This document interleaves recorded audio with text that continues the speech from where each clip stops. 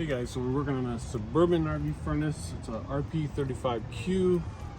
This one was installed and it actually blows the fuse every time you try to use it. So either there's a short in the wiring somewhere, or like from installing it, we're thinking somebody slid it and maybe cut a wire, or it could be too that the motor is shorting out. If the motor is bad, we went ahead and turned off the propane, and we removed the propane line, and we removed the screw down on the bottom here, and that's really, when you unhook the wires, it's really the only thing holding this thing in. So then we'll just grab the furnace and slide it.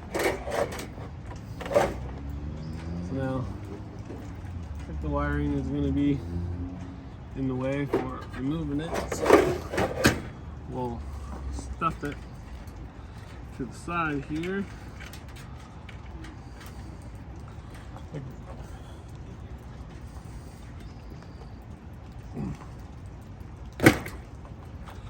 Unhook the ground wire.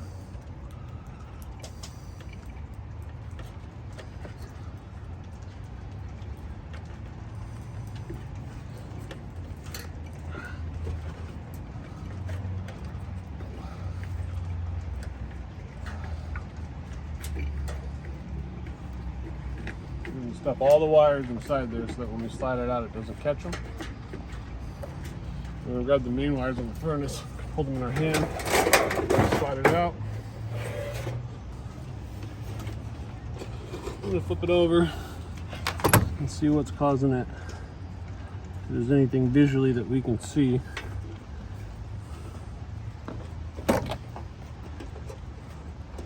possible that this wire on the limit switch, that there might be a problem. So what we'll do now, guys, is we'll take this furnace and put it on a bench and bench test it. Let's see if it's the motor. Also visually inspect the wires here. But before we leave the job site, we'll take the propane line here and we will put a plug in it, and we'll do a propane leak test before we leave.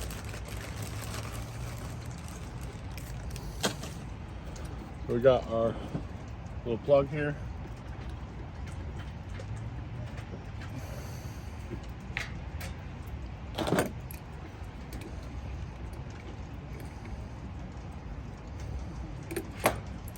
Grab our other crescent wrench here.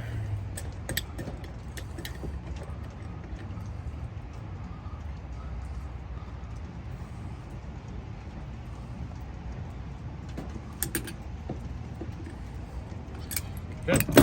And when we remove the furnace like this, we want to make sure that these wires are not going to touch anything and ground out. So I've left these butt connectors on here, on the red and the ground here.